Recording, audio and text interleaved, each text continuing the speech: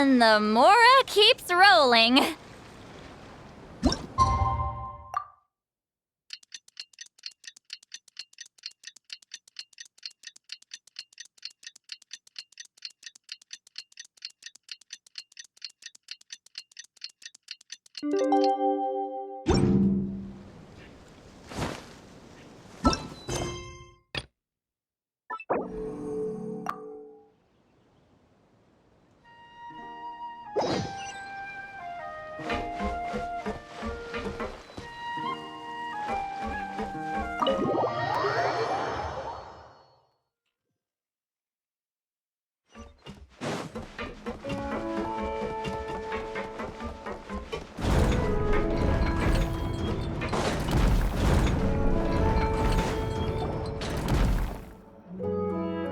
Ah, you're here.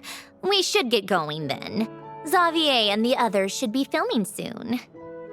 How's it going? Have you managed to figure out the location of your home yet? I've narrowed down a few potential locations. We just need to take a sample from each one. Once the equipment analyzes them, we should know the exact location and where to find the entrance. Great! We should get started then.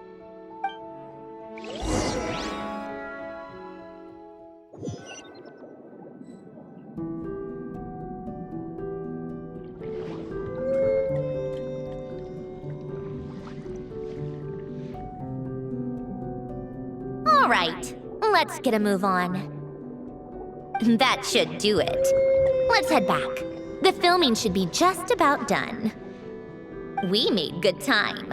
We might even know the location by the end of the day. You sound pretty happy about that. Do I? I suppose I've just had enough of these anomalies I've been dealing with.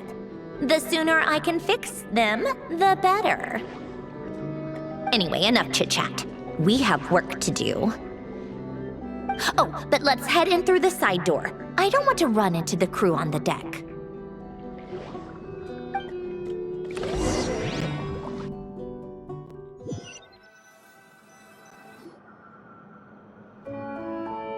All right, now we just need to wait for the results. Since we have some time to kill, I suppose I might as well see how this aquarium of yours is coming along. You seemed quite enthusiastic about it, after all. It's really coming together.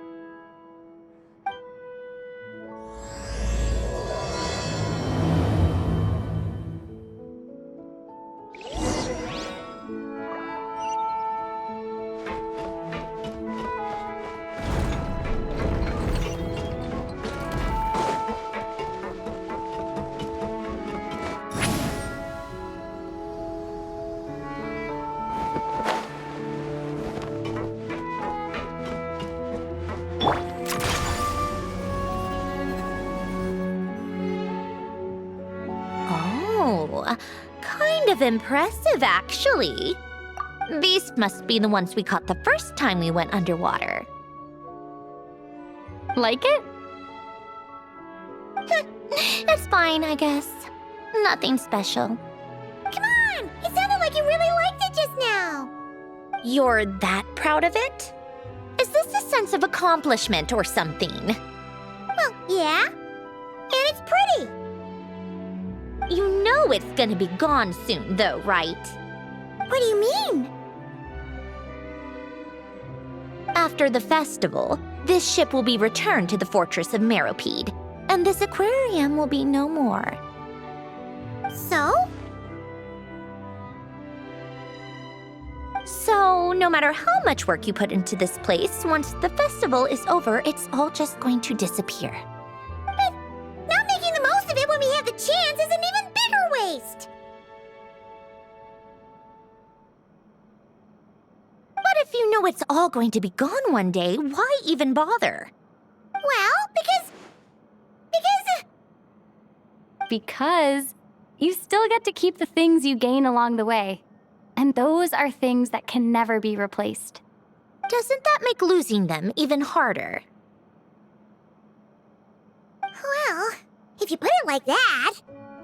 But the happy memories we make along the way last forever.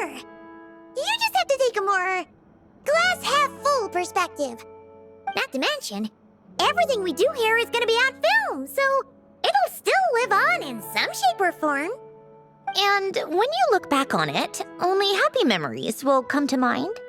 Exactly! So it's about finding joy in the process itself. Traveler, you're back already? What's wrong with that? You say that like it's terrible news or something. How did you get here? I didn't see you on the deck. Oh, never mind. We need to help Miss Guillotin hide ASAP. The crew is heading over here to shoot any second. What? They should be done by now. There was a mishap earlier that cost them some time. I was waiting on deck so I could warn you the minute you showed up. Anyway, you should head back to the captain's cabin right away. They're gonna be here any minute now. Ugh, finally! That's a wrap for the scenes on the deck. Wouldn't have taken half as long if the wind hadn't snapped our equipment in two. Uh-oh! Too late! Change of plans then. You'll just have to hide. Hide? And where exactly am I supposed to do that? Oh, there's a box over there! You can get in that! Huh?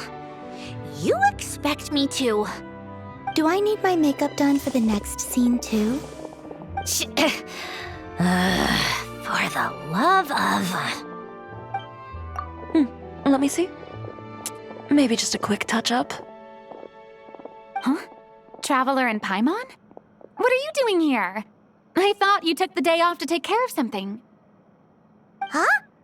Oh, well, it didn't take as long as we were expecting, so we came back early. What about you guys? You're still not done shooting for the day? No, we ran into an issue that, set us back. It meant Miss Charlotte's crew wasn't able to wrap either. We both still have scenes to shoot in this aquarium. Oh, that's not ideal. For several reasons. Let us help then. The sooner we wrap, the sooner everyone can get some rest. All right. Thanks, you two. Miss Charlotte's crew can go first then. If I'm not mistaken, you still have a night shoot later. Thanks, Director Farina! Of course. Fellow artists should help each other out where we can. Agreed. Well then, camera, lights, get set up. Actors, give your lines a quick once-over. Let's try to get this in one take.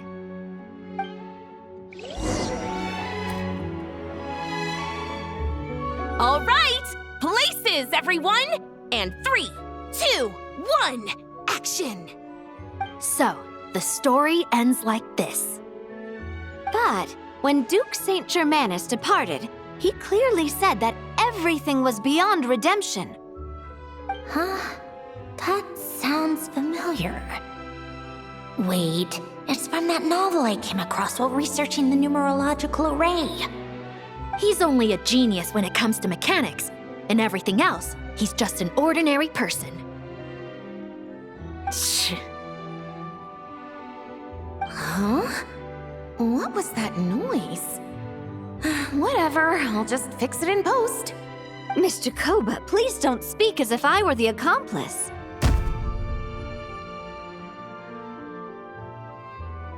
Not so hard. This box isn't sturdy enough for that. This is why I keep saying, don't put too much trust in Clockwork Mecha. Unlike humans, machines don't have a heart. A heart? That's right. It's what's on the inside. It's also referred to as someone's soul, or likened to free will. You can think of it as a person's core, what makes them unique. In general, though, people don't believe machines are capable of having a soul. You said my emotion module was faultless. It is, but that's not quite the same thing. Do you think I have one then? A heart? I don't think so. I know so. The question is, do you recognize it within yourself?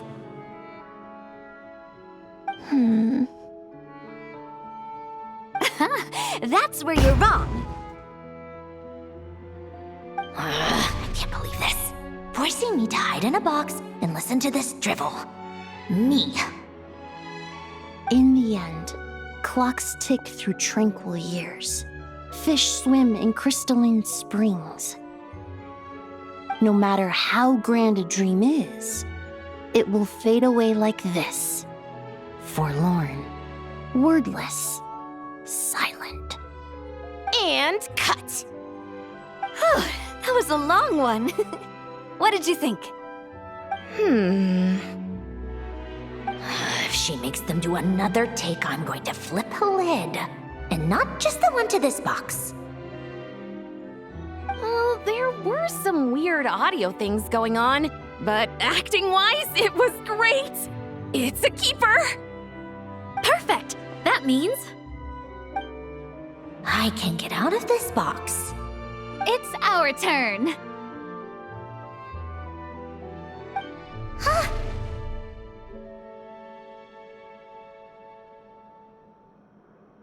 Camera operator, set up for the next scene.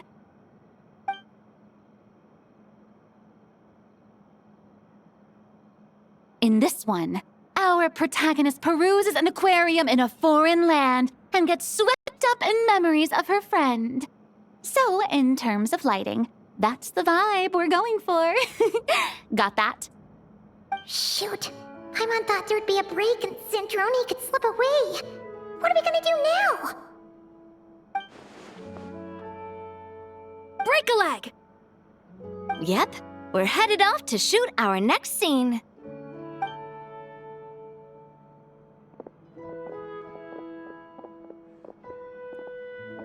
All right, quiet on set. We're about to start rolling. Ready, Miss Columbina?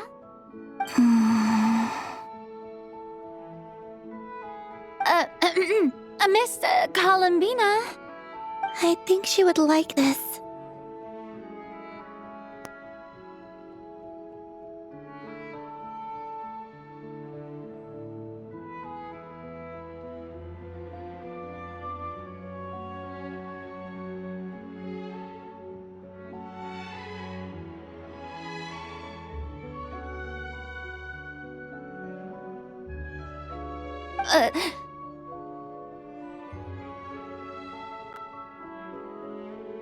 Quick, we should roll on this.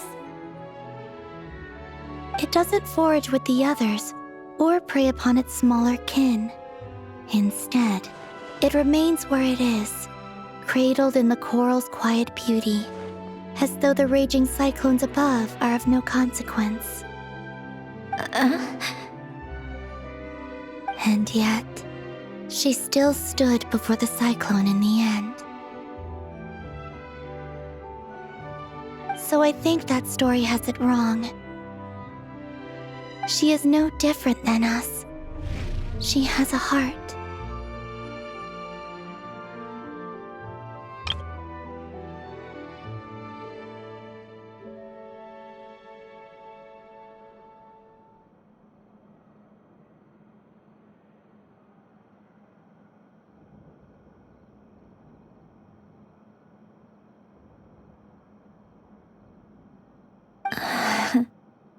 Columbina.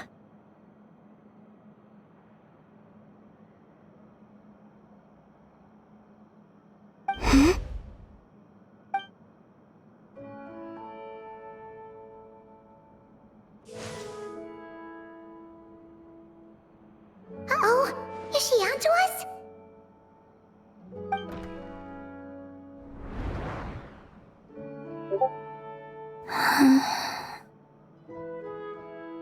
What is she doing? Cut! You okay, Columbina?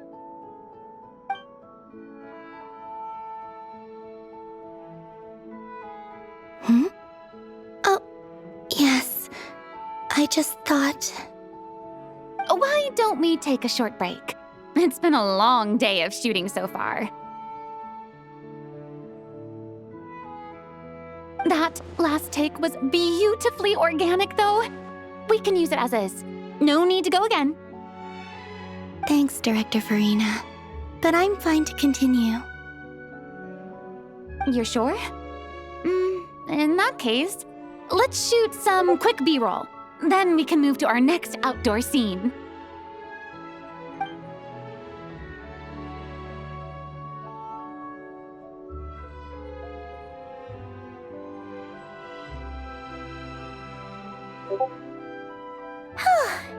We're in the clear this time.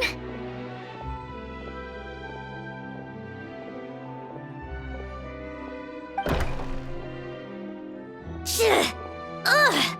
Absolutely suffocating! You okay, Sandrone?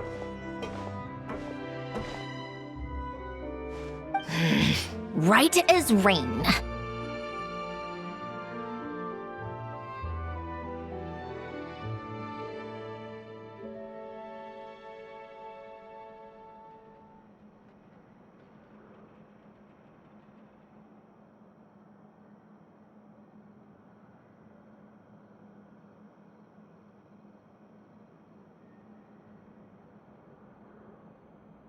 Come on, let's go check the test results. It's time for me to go home.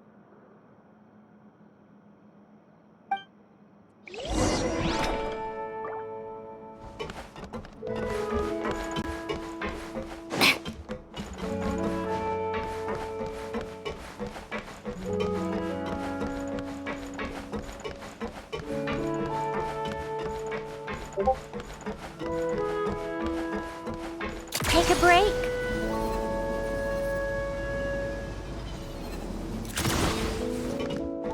How tiresome. Pick up the pace.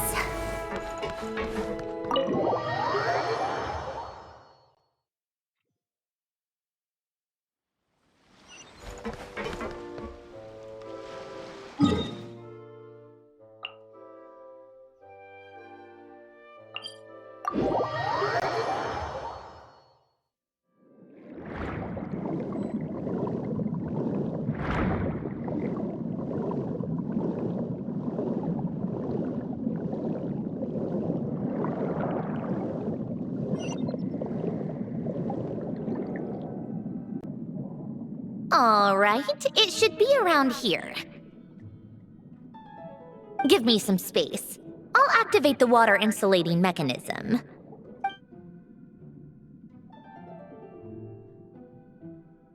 The what? Alain, much like Renee, had long predicted that the water levels in Fontaine would rise. Thanks to his expertise in mechanics, he was able to implement a few simple measures to protect our home from flooding. I told him there was no need, that I would just move when the water rose too high. But it would seem he knew a day like this would come.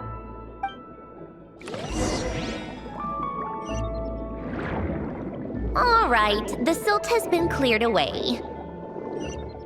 Go activate the mechanism for the first sluice gate.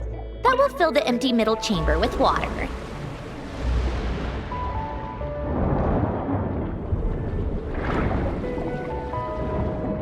All right, now turn on the drainage mechanism in front of the second sluice gate, and this chamber will become empty once again.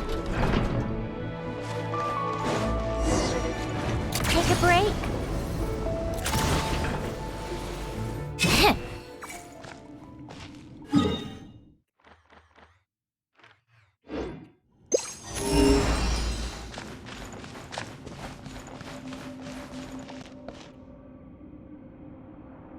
So, this is where you used to live?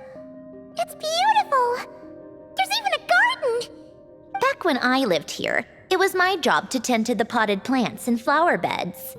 Still growing strong even after all this time. Who would have thought? If the weather was nice, I would take Alain out in his wheelchair and we would go for a walk.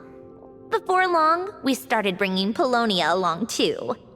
Come to think of it, I was the only one who could get around easily back then.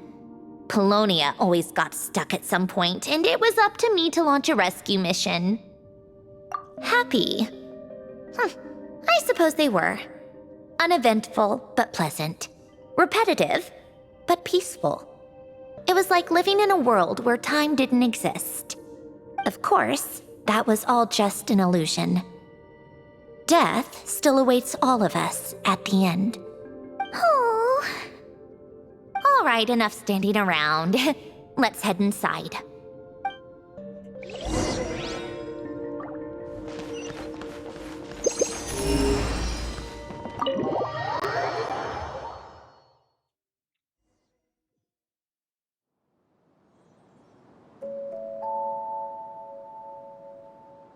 Yep, this place is exactly how I left it.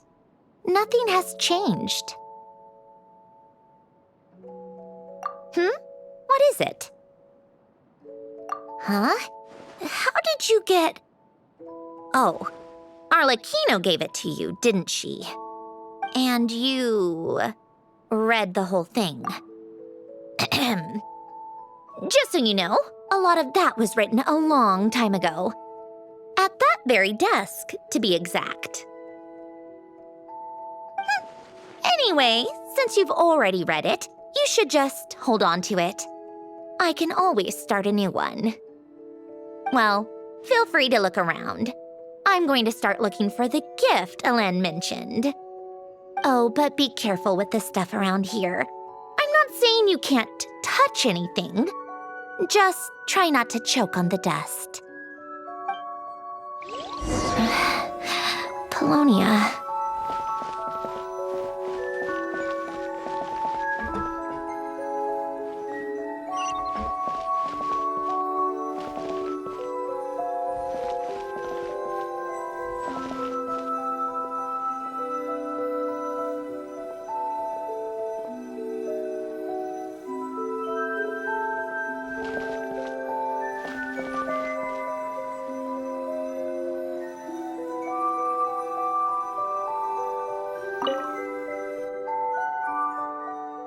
Oh, these are some of Elen's drafts from his later years. Just casual doodles, really. And these are just some unimportant letters. I couldn't be bothered to sort through them before I left.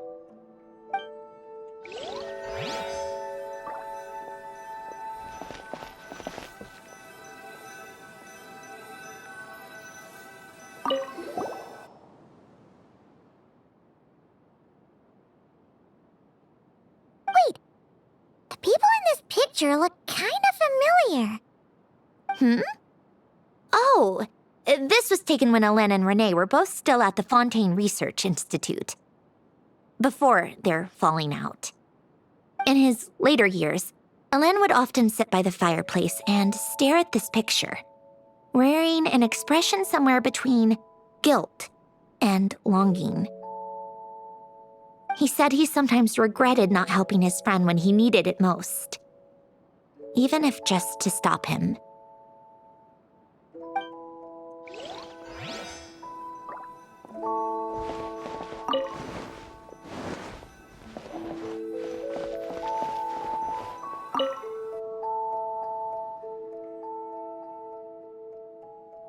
Oh, I played with these when I was little.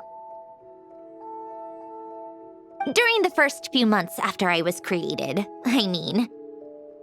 At first, Elen and I would play together, but it didn't take long for me to become unbeatable. So, Polonia and I played together instead. Yeah, these don't look like Paimon's kind of games. Logic and math puzzles? Those happen to be my specialty. It's been so long. What do you say? Should we play a few rounds? Let's go with this one. The gears on the left are stacked from largest to smallest. The goal is to move them to the other side in the fewest number of moves. Just remember, you can't stack a bigger gear on top of a smaller one.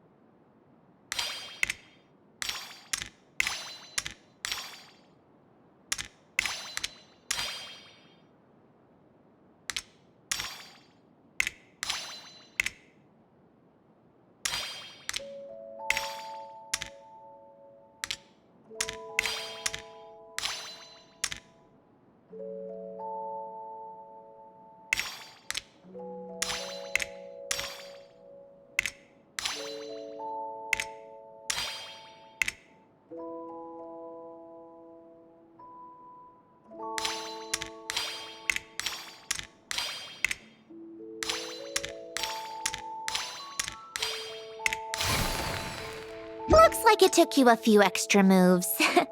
My first attempt was the same. You'll get better with practice.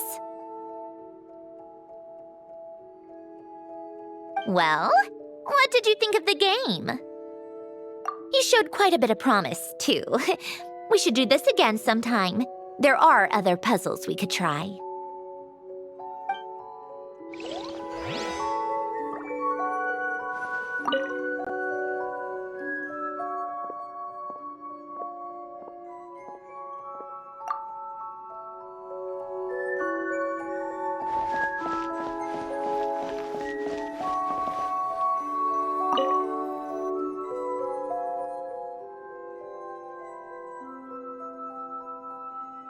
This was Elaine's workbench. Later on, of course, it became mine. It's where both Polonia and I were brought to life. Before Elaine was bedbound, this is where he would teach me about mechanics. I would sit and listen, chiming in with questions here and there. Later on, when he got too sick, I took over and would work on Polonia here. Wow! This house is filled with so many memories! It's so cozy and charming! You should have seen it in its prime, when people actually lived here. A lit fireplace, a steaming cup of coffee. That's the real deal. You know, we also used to have a mechanical piano that Elaine built. Oh! How chic! Elaine never played it much. He probably wasn't able to at that point. But I managed to teach myself. Music theory is essentially math, after all. Once you learn the patterns, it's not really that difficult. I loved perusing Elaine's collection of classical music. The chords and harmonies felt like individual mathematical puzzles. It was fascinating, so I did some composing as well. But as Elaine continued to deteriorate, even the sound of music began to grate on his nerves. So I got rid of the piano. Aww. Back then, I assumed a piano was like an ordinary clothing rack, commonplace in every home and easily replaceable. It was only after I left that I realized how hard a good piano is to find. Enough about that. Elaine's gift should be just in here. The only things undisturbed before I left were a few of his personal belongings.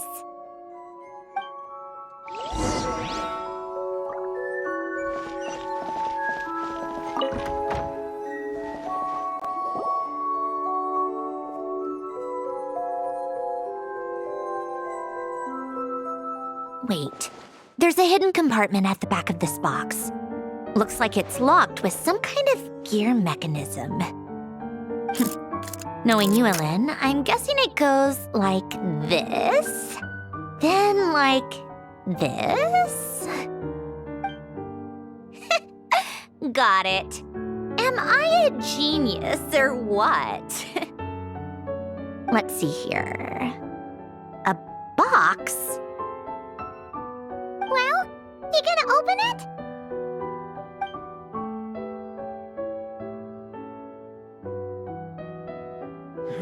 It's heavier than I was expecting. Just how much stuff is in here?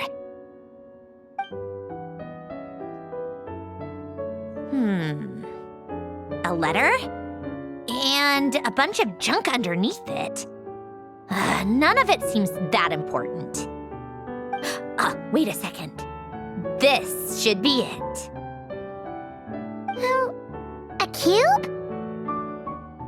It's a multi-dimensional algorithmic core. Elaine would use it to store information. Only Polonia and I have access. All right, I'll start looking into the core and the letter. Feel free to go through the rest of the stuff and see if there's anything useful.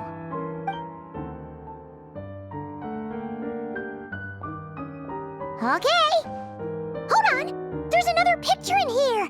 This one has writing on the back.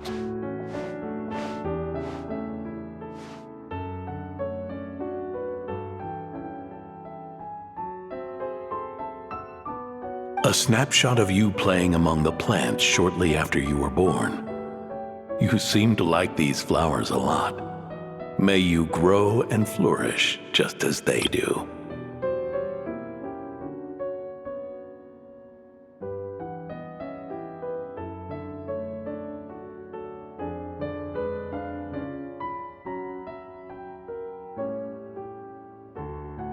Huh?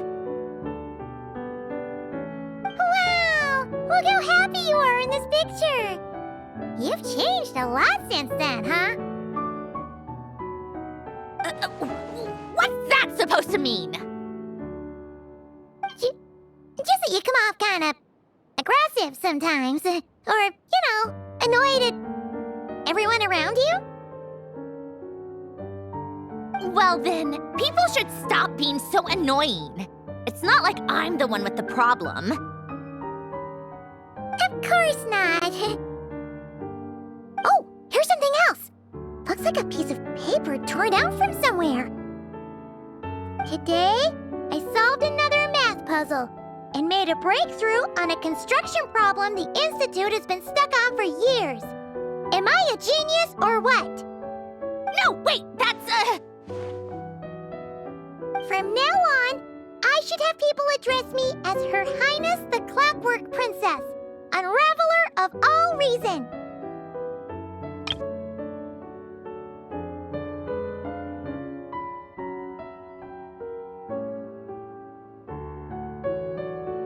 Nope.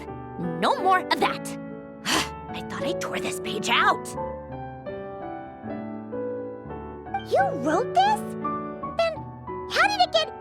Wait, there's more writing at the bottom. You seem to have developed a distaste for this particular entry, considering I found it in the trash. I'm sorry, but I could not help but hold on to it. Forgive me. Helen! Don't be embarrassed. Everyone goes through a phase like that. Nonsense! I wasn't even the one who wrote that. It must have been Polonia.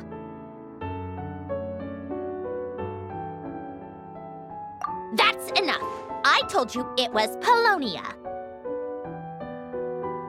You know what? We're done with this. No more rifling around in the box.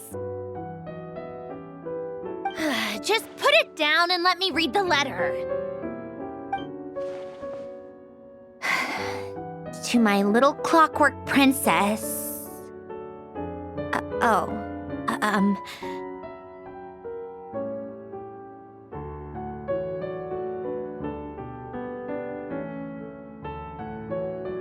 Not another word. Got that?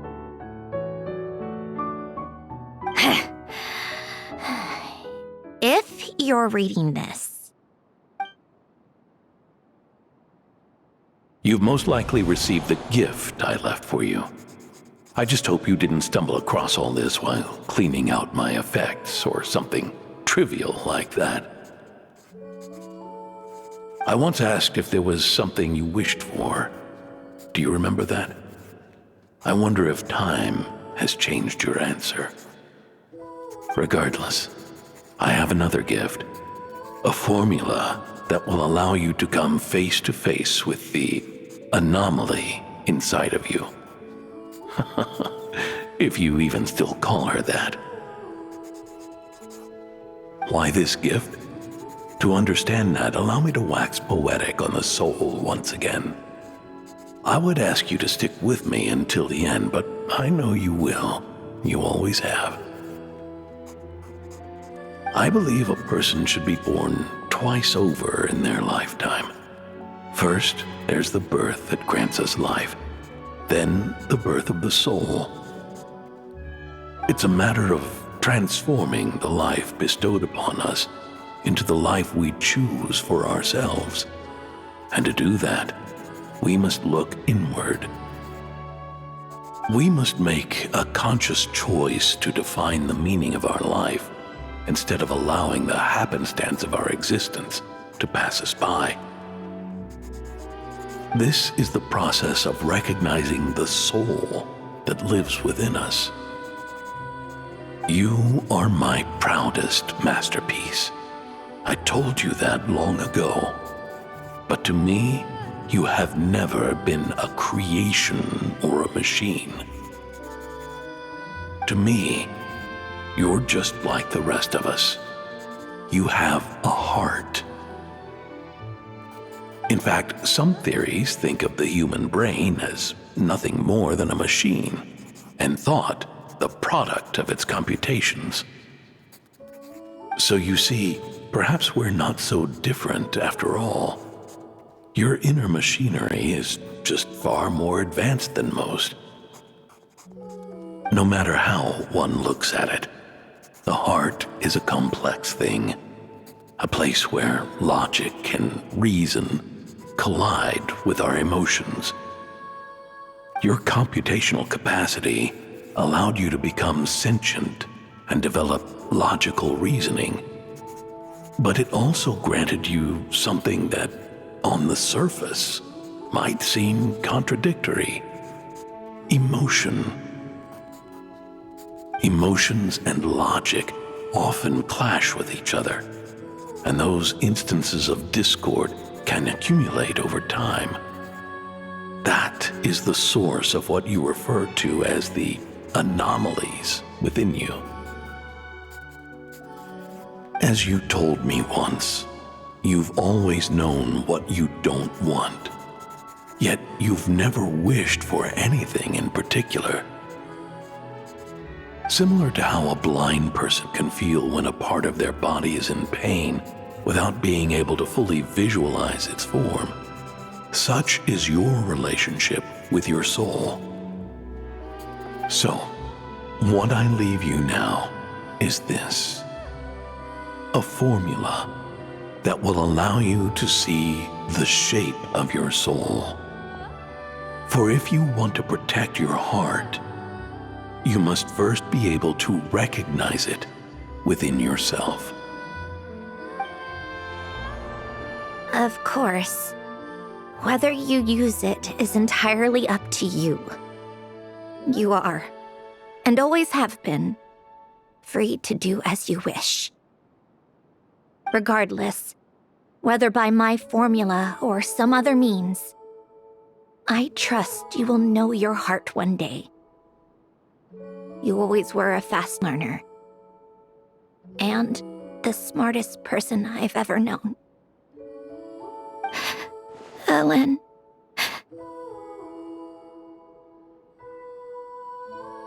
Oh.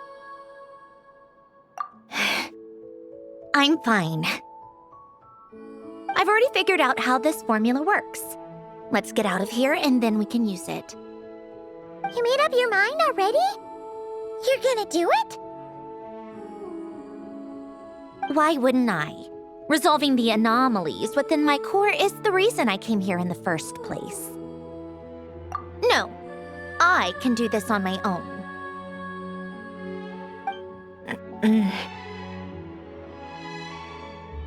But, do you want to watch?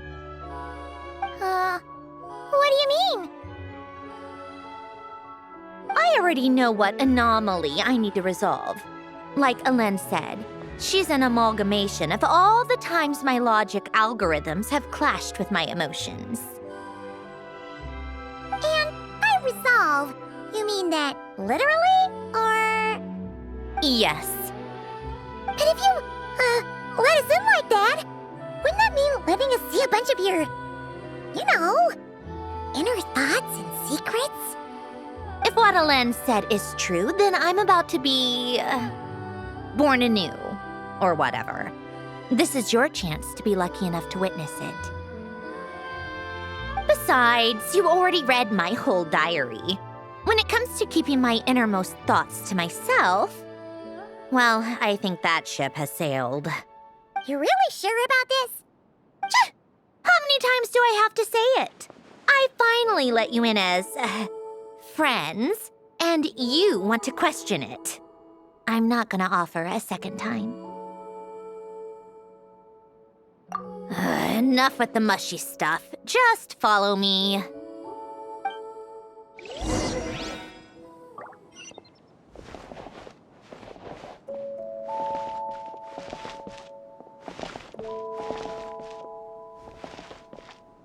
All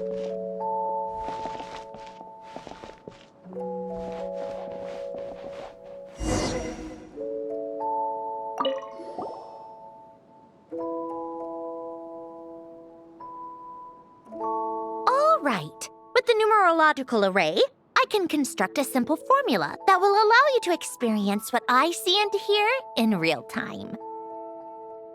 Oh, just like St. Lolly's scent-sharing technique. Been there, done that. Sounds like that shaman has some tricks up her sleeve. The arcane and the mathematical are both fundamental laws of this world. Being able to achieve a similar result through both isn't surprising. Anyway, let's get this show on the road. But no comments from the peanut gallery, okay? I know I offered, but I still don't want any interruptions.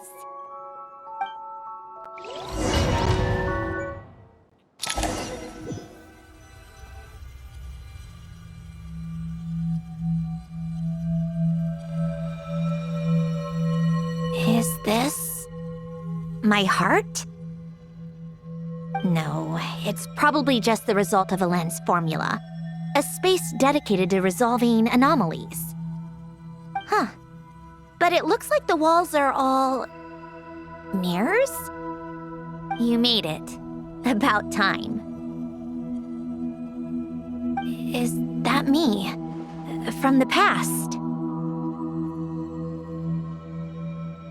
You just spoke of anomalies. Well, here I am. What happens when emotion contradicts reason? Shall we sit down and talk?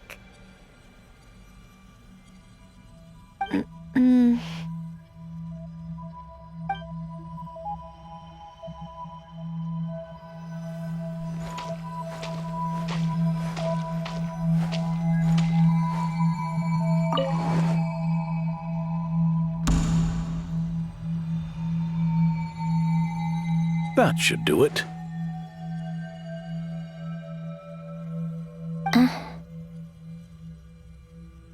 Hello?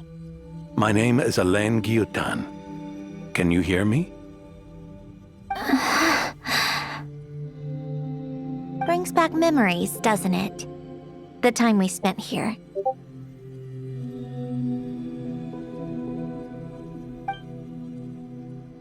Here. I want you to have this. A notebook? You can use it to write things down. I don't need to write things down. I have unlimited memory. Even so, some things are more important than others, right? You can use it to write about the things that matter. So you wish me to carry out a basic priority sorting operation? I suppose you can think of it like that for now. But journaling is also an act of finding oneself. Much like we use wooden stakes to guide a plant to grow in a certain manner, what we choose to write down gives the soul much-needed direction. In the act of choosing what to forget and what to hold on to, we decide what kind of person we want to become. I don't understand. Like I said earlier, I don't need something like this. This is where we were born, where our life began. Mornings of tending to the garden, afternoons spent cleaning, reading, or studying. Evenings of cozying up by the fire, listening to Alain share stories about his past. Alain. What is it? What are you drinking? Oh, this? It's coffee. It, makes me more productive. I want to try it. Oh, okay. Here. Bitter. Speaking of, why did you design me with senses? Taste, smell, touch. Well, I'm not quite sure. It just felt like the right thing to do. I suppose I hoped you might have a life of your own one day, and that you deserve to experience all life has to offer. Oh. Still bitter. But the smell is nice.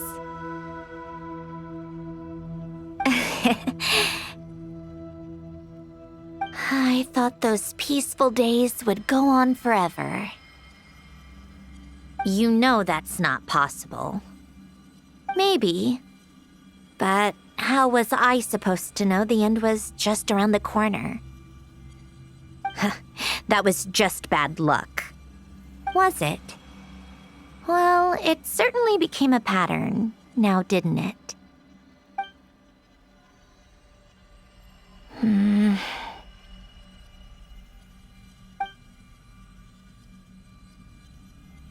Over time, one of the habits we picked up from Hélène was a love of coffee. We even took to hosting tea parties. A machine acting like a human. Kind of laughable, right? I suppose that's just what I'm used to. Yeah, that's just what we're used to. Hey, this place isn't half bad. Great spot for a party. More and more people seem to be showing up to my tea parties uninvited. Anyone care to explain? Can you blame me? I saw Columbina leading Capitano somewhere, and I had to see what that was about. I had simply asked Columbina where I might find Arlecchino. I have business to discuss with her, and Columbina suggested looking here. Tartaglia and I were unaware that this was a private gathering. Apologies for the intrusion. It won't be for long. Whatever. Just add it to the list of annoying things that have happened today. What's one more? Since you're here, you might as well stay for a cup of tea. See? Told you she wouldn't mind. Much obliged, Sandrone. Well, look who we have here. Good thing I brought extra desserts. This has turned into quite the occasion. Capitano, I was just about to go find you. Pardon the intrusion. Rest assured, I won't sully your gathering with talk of work. We can have our discussion later. Spoken like a true gentleman. A certain unmannered 11th seat could learn a thing or two. You know, you really should start being nicer to me, Rosaline. Or I might just snatch that 8th seat right out from under you. I'd like to see you try. If you're gonna fight, take it outside. The only mess I plan on cleaning up is tea-related.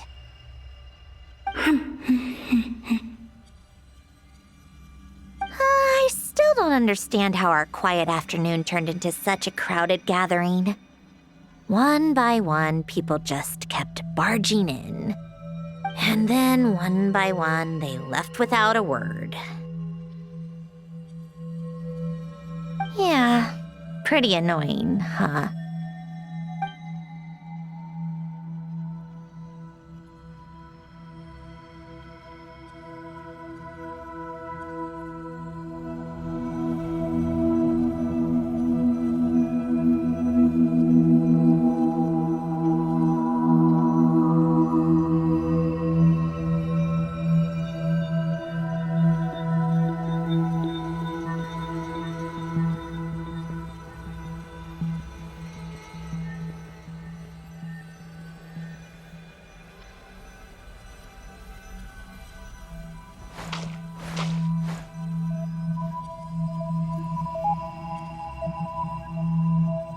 Of all my days with the Fatui, the times I spent with you, Arlecchino, and Rosaline, they were my favorite.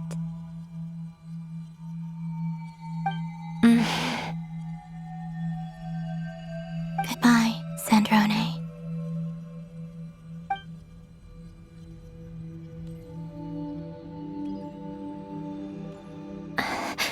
Don't go, Columbina.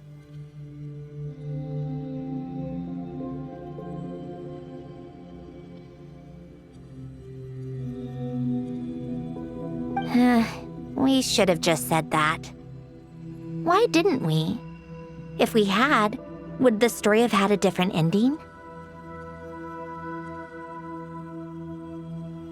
She couldn't stay. There was no future for her here. She would have just faded away.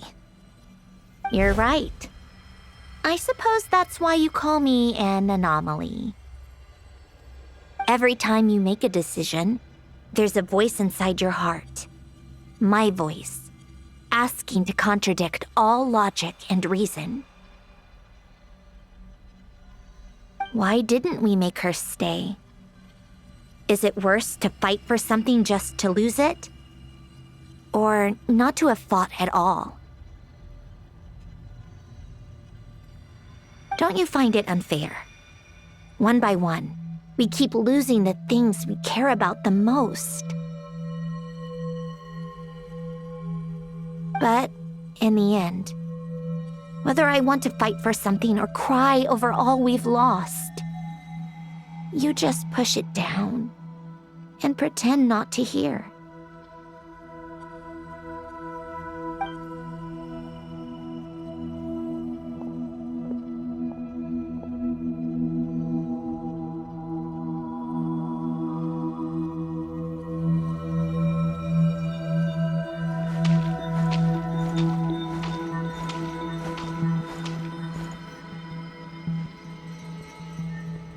And now, even Polonia, the other half of Elend's legacy, the last remaining member of our family. Even Polonia is no longer with us. I did everything I could, but it's just like Elend always said. Polonia was one of a kind. There was no replicating what he managed to create. Don't you feel like our connection to the past is fading bit by bit? Like, even the things we have left are slowly slipping away. I suppose. But you can't move through life without having to say goodbye. And even as we experience loss, there are always new things to be gained. Ever so logical. What's your take, then?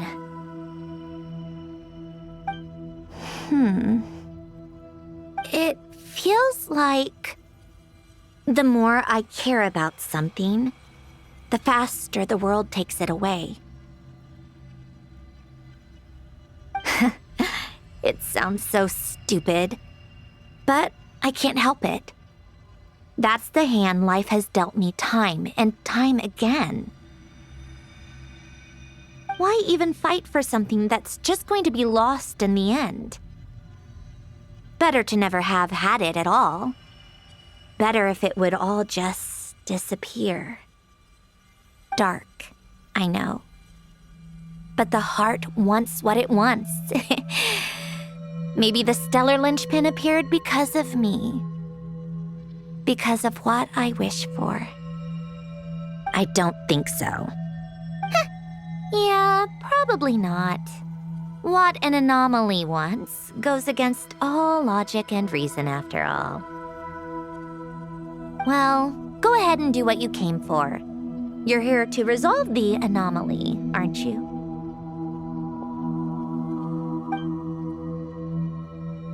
Yes. What's it gonna be? Keeping me imprisoned here like before? Or eliminating me entirely, like debugging a code? That might actually be a mercy.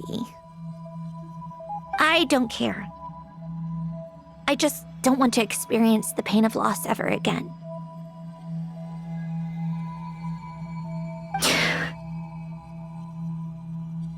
Go ahead. I'm ready.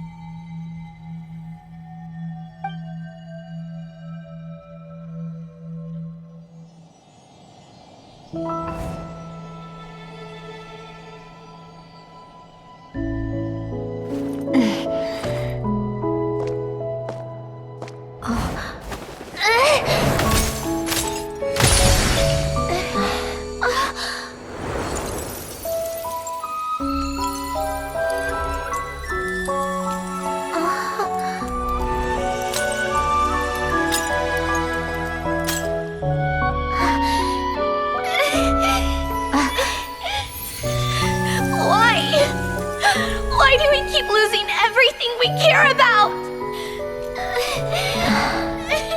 I know it hurts, but that's life.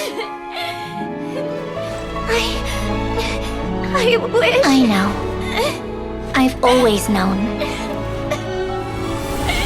Because we've been one all along.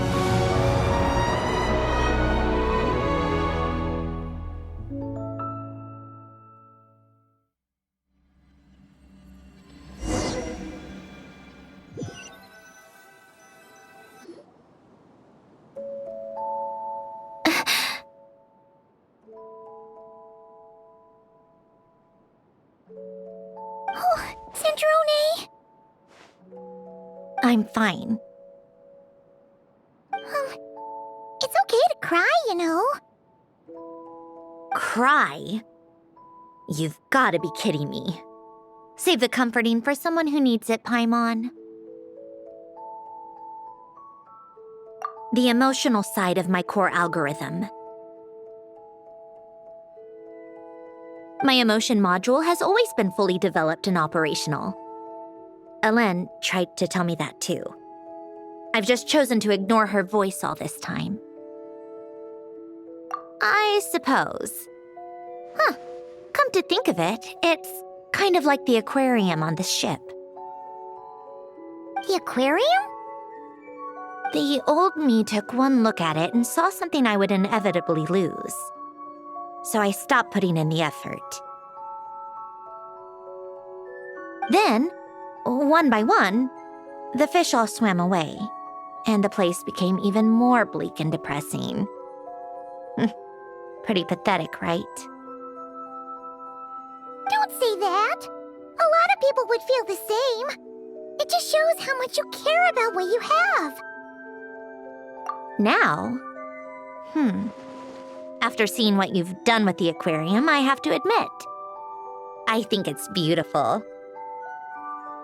It's like you said, we get to keep the things we gain along the way. And those are things that can never be replaced, because we choose to hold them in our hearts. Well said. Besides, I've already died once. I'd be stupid not to make the most of this second chance. Right. Earlier you, or your inner self, mentioned something about her wish. What was it? You think that's something you can just ask and I'll tell you? Think again. I may have accepted my emotional self, but I'm not about to go all soft and mushy on the inside and pour my heart out.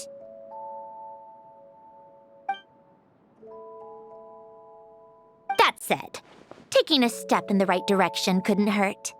Starting with cleaning some old aquarium tanks of my own. Huh? Metaphorically speaking, I mean. Come on, let's head back to the ship. I need to talk to that shaman.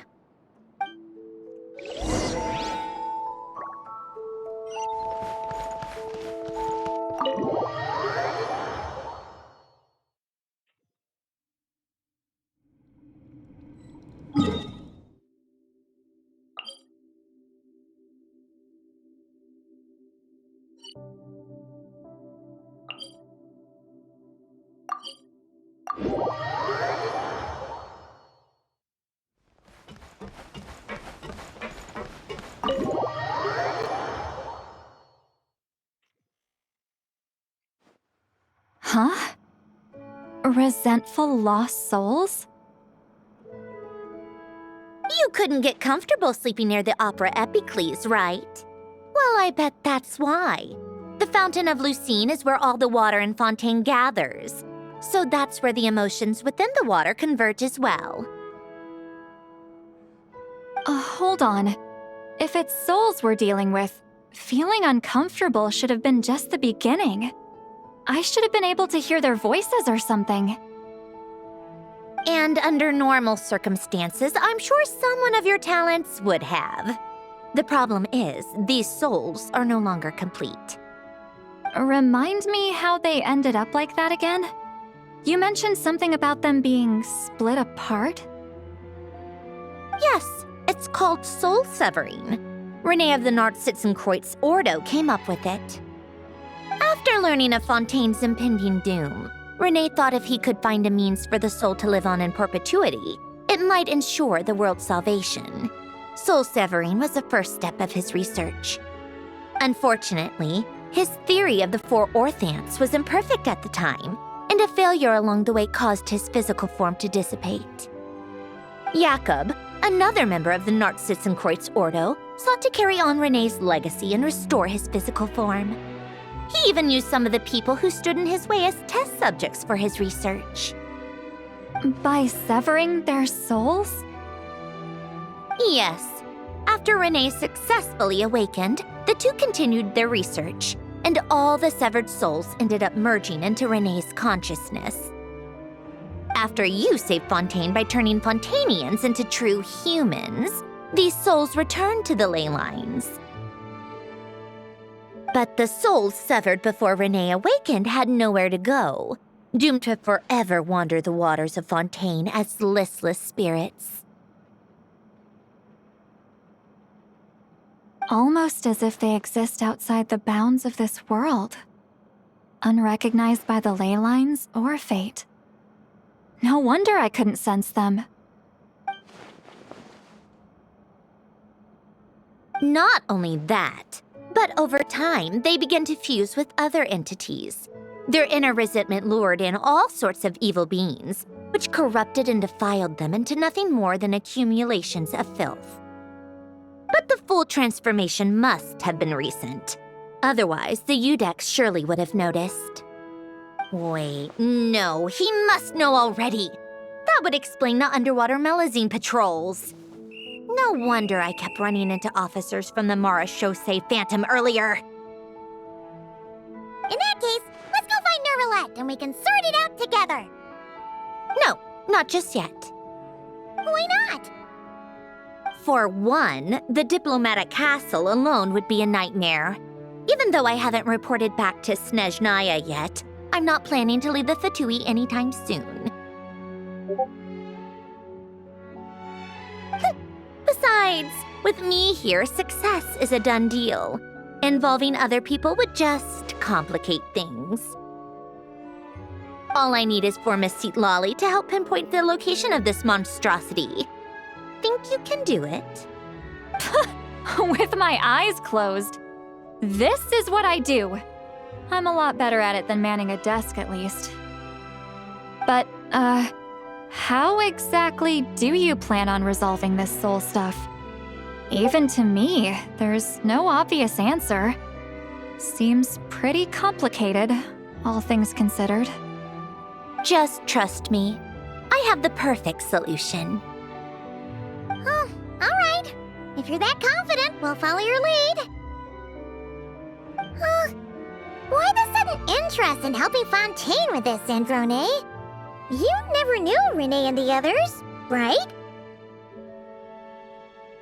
No, I didn't. And you're right. This problem has nothing to do with me. I wouldn't get within 10 feet of the Nartsitzenkreuz Ordo or its members. But, in his later years, Elen told me he regretted not helping his best friend when he needed it the most. He also felt sorry towards Marianne for being too lost in his mechanical research to look after her properly. If he were still with us, I think he'd do the same. He might have a few choice words to say about it, but even after everything, he wouldn't leave his friend's mess for someone else to clean up. Friends shouldn't hold grudges or leave behind regrets. Fixing what happened between him and Renee was one of his greatest wishes. All I'm doing is fulfilling it in his stead. You know, you really do seem a little different now. You mean everything that just happened wasn't for nothing? Why, thank you for pointing out the obvious, Paimon. Just washing off the grime of the past. Turns out, a lot can build up after being ignored for so long.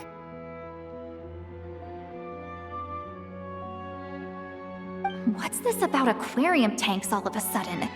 They go off on some grand adventure and what? Now they have their own private code? Stupid.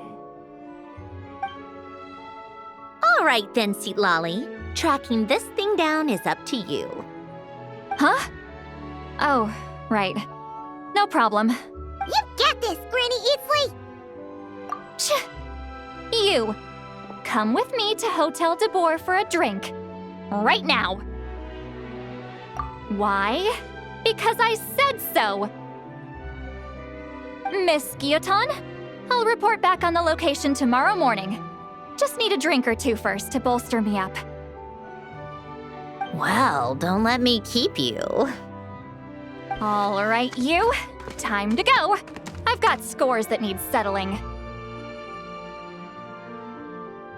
Huh?